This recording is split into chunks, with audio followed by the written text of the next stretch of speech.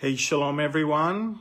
This is Amir Tsarfati and I'm live from Osaka in Japan. I know it's Wednesday evening in America and it's already morning here in Asia.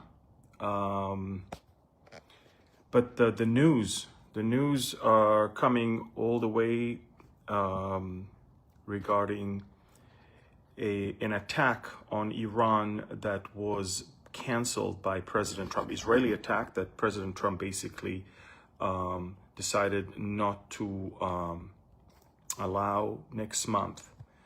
And I wanted to clarify everything because, of course, it's making big news all across the world.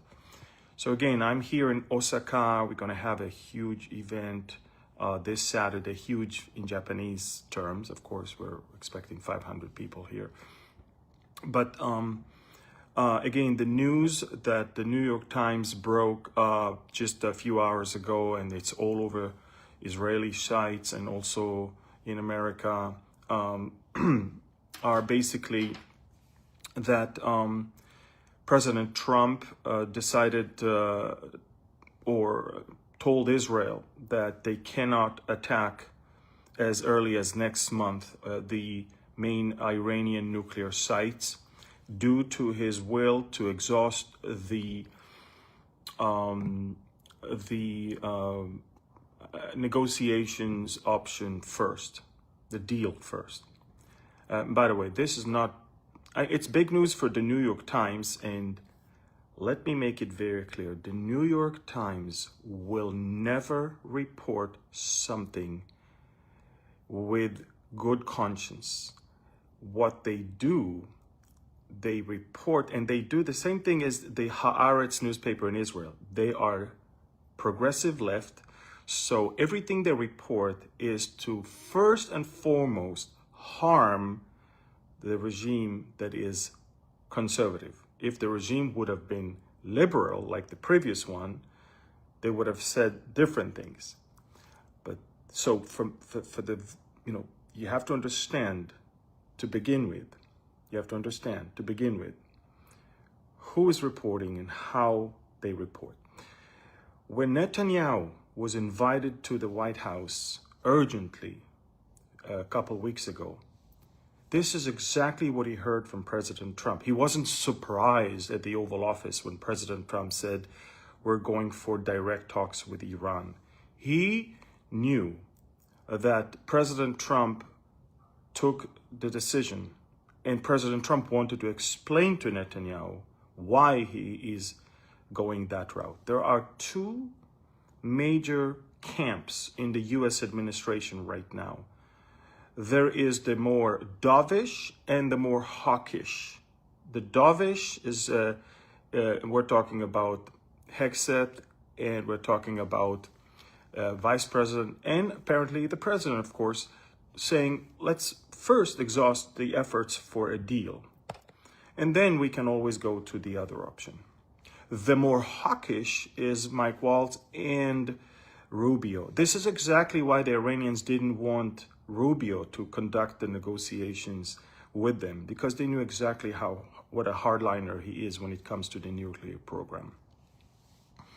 So President Trump made up his mind. That's what a leader does. I mean, you have two options and you have to decide. Decision is sometimes not easy, but you have to make it.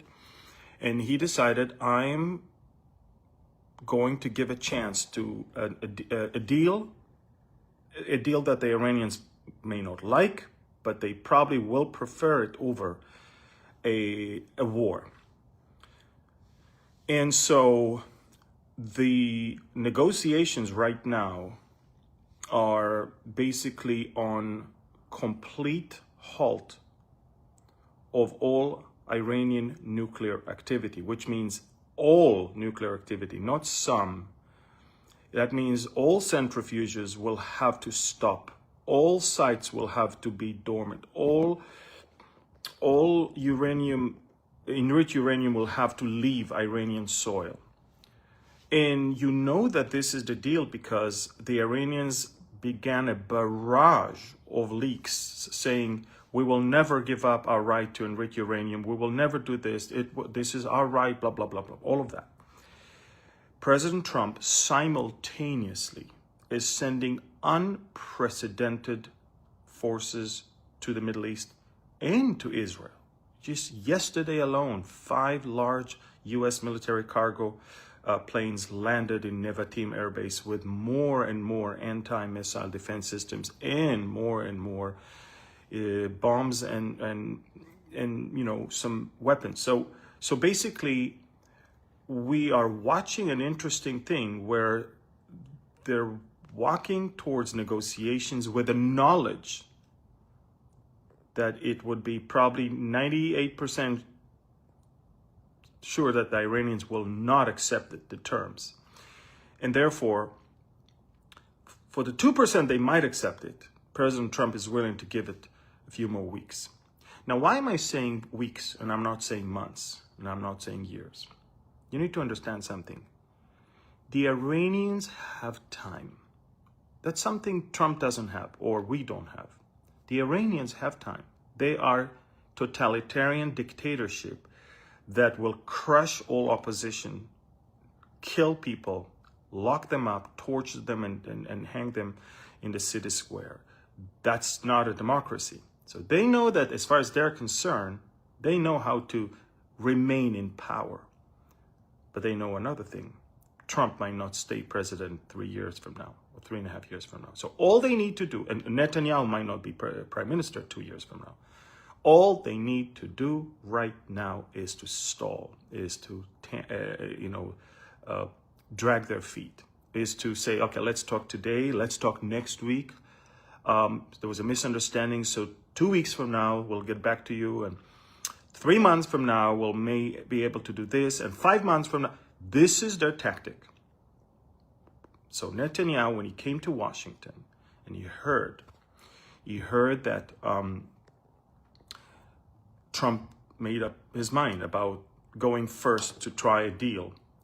Trump basically said to Netanyahu, look, I'm willing to let you attack and I will assist you, but let's first go and exhaust this option. Netanyahu gave them all of his tips of how to handle with the Iranians because he knows exactly how they do things. So one of the reasons the New York Times leaked this information, A, is to weaken Netanyahu. B, is to tell the world that Trump is afraid of war. C, is to embolden the Iranians. Embolden the Iranians. And why am I saying that? And that's why liberal left always hate their country more, or hate the leaders more than they love their country. You have to understand that. So basically, what I'm trying to say is the New York Times report is not trying to just report, because everyone in Israel knew that as long as America is negotiating with Iran, there will not be Israeli strike. I mean, we're not that stupid. In fact, in order to achieve a real good result in attacking Natanz and Fordo and other sites, we need U.S. help in satellite, in help us to get more bunker busters, bombs that are penetrating deeper and deeper. Because, one bomb, bunker busting bomb, can get to a certain depth, but then you need to go again deeper and deeper because the sites are much deeper than what a bomb can reach. So you need to have several rounds. So basically, every time you hear something that the New York Times report, take it with a grain of salt. Put on yourself the glasses of these are liberal, progressive, stupid America haters. Israel haters for sure, but they're Americans and they hate America. And all they do is they're trying to tell the Iranians, the attack is not on the table. Go ahead and stay tough. Okay? President Trump, however, is telling everyone, every day almost, the option of military action is on the table. He even said a few days ago that Israel will lead it, but America will assist. The plans were for doing that somewhere in the month of May, next month. The plans were to pass Ramadan and pass Passover and Easter and all of that and reach to the month of May and get there. I'm not going to go into details because it's not for the public, I guess. But whoever needs to know in Israel about a strike in Iran already know exactly all the details. We all knew that from the moment Netanyahu was invited to the White House, it's because plans have changed. Trump decided to give the negotiations a try. The first round was disastrous because the Iranians not only didn't come with, any intention to show flexibility, they came with some stupid demands that no one would even think about fulfilling. So basically, Trump already understands that they're doing exactly what Netanyahu told him that they're going to do. They're doing it. They're playing it by the book. These Iranians, they know the art of the deal. They invented the chess. You can say a lot of things about the Ayatollahs and, the Iranian Islamic Republic, but one thing they know how to fool stupid, retarded, liberal, progressive. They know how to fool them. They've done that already, and thankfully we pull out of the deal, but they're trying to do it again. So we see an effort right now to portray Netanyahu as weak and to portray America as we changed our tone and to embolden the Iranians to stay strong because the option of attack is no longer on the table. That's what it's all about. Let me tell you this. If there is one thing Netanyahu will not go home before he does, is making sure those sites are gone. And if there's one thing Trump will be remembered forever for, is if Iran acquires a nuclear weapon. And he knows that. So what I'm trying to say here is the reports are true. Trump asked Netanyahu not to pull the trigger next month because he wants to, but the reports are not exactly with clean conscience, because these reports could have been reported 2 weeks ago. In light of the negotiations, a plan would be postponed, blah, blah, blah. But they're saying it now at the eve of the second round of the talks because they know it will serve the interests of the Iranians and it will portray Trump and Netanyahu as weak or maybe even scared to attack Iran. Last thing I want you to know is that, and we've been saying that for a long time. You're probably asking, how come you say Iran will have a bomb in 2 weeks and they still don't have it? It's very simple. Iran knows that if they will have the bomb now, they're trying. Let me put it this way: they never stopped their efforts. There's a lot of unexplained earthquakes lately in the area of Natanz, and there's a lot of unexplained things that are happening around. They're trying. They're not there yet. They do have enough 60% enriched uranium, which can easily, within 2 weeks, become weapon graded, or less than 2 weeks, weapon graded. They already have enough to even work with what they have with the 60%. But you need to understand, you need at least 85% in order to be with weapon graded, unless you want dirty bombs, and that's something else, and then you can use what you have already. Okay? But what I want you to understand, folks, is that for the Iranians to reach the bomb would mean that this is it. They have taken the path of self-destruction, basically, because no one will allow them to keep it. And even in the price of having a nuclear disaster in Iran if we attack. So I believe that the Iranians are hesitant about all of this because they want one thing.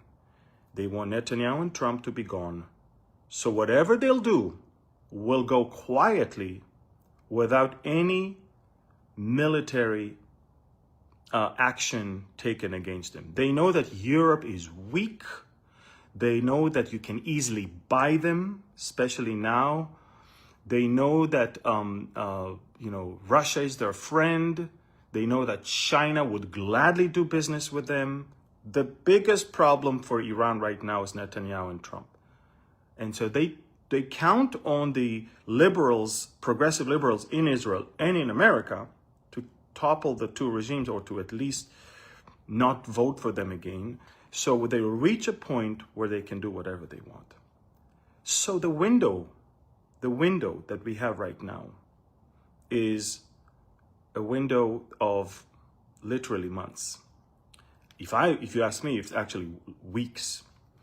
I believe that we are going to see amazing things throughout the next 6 to 8 weeks.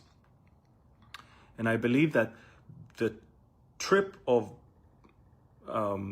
President Trump to Saudi Arabia next month, and maybe even to other places, is largely connected to the efforts to bring an end to the Iranian nuclear program.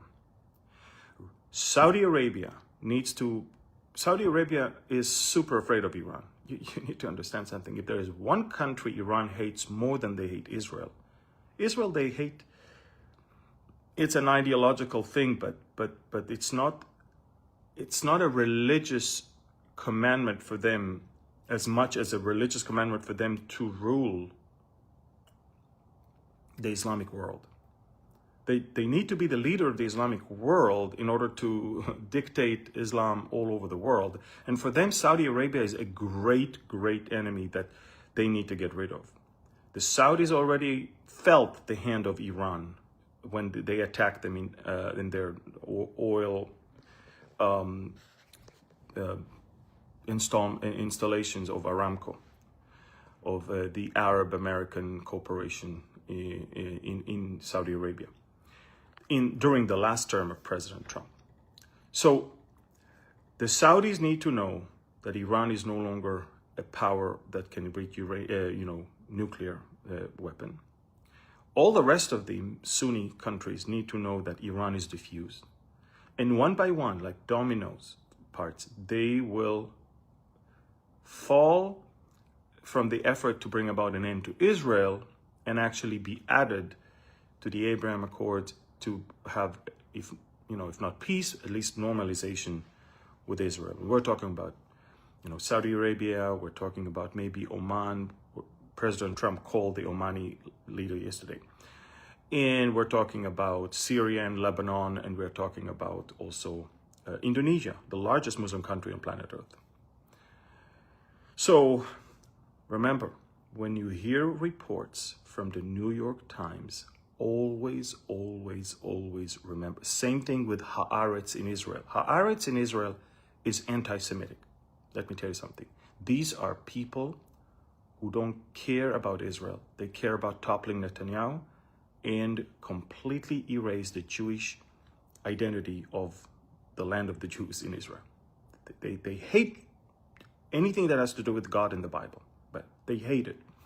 So if you rely on Haaretz, you will always quote anti-Israeli things, and you will always say, hey, but it's an Israeli newspaper. No, it's not. It's an Israeli newspaper only by name. But they are liberal progressives controlled by the world elite. They say exactly what they want the world to hear in order to fuel more and more and more hatred against conservatives in Israel and around the world. Same with New York Times. So when the New York Times reports something, take it with a grain of salt, and remember, it's not because they are truly having journalistic integrity. They know when to say it and how to say it, because they want to portray America and Israel as weak, embolden the Iranians, and of course stop the effort of Iran, of us to destroy Iran's nuclear program militarily. I don't see any option but one of two. The Iranians must completely dismantle their program, completely dismantle their program, or they will have to be destroyed militarily. These are the only options, okay? So I'm just telling you that because you're gonna hear a lot. And if you're not following me on Telegram, I'm telling you, go to my Telegram channel, Amir Tsarfati. It has a verification blue mark. It's actually, the handle is Behold Israel channel. But it's under my name, Amir Tsarfati. It has over 616,000 followers. So don't follow fake channels that are contacting people asking for money and crypto and all of that thing. Just don't fall into that. And you're gonna get information. You're gonna get real information. All right, listen, please share this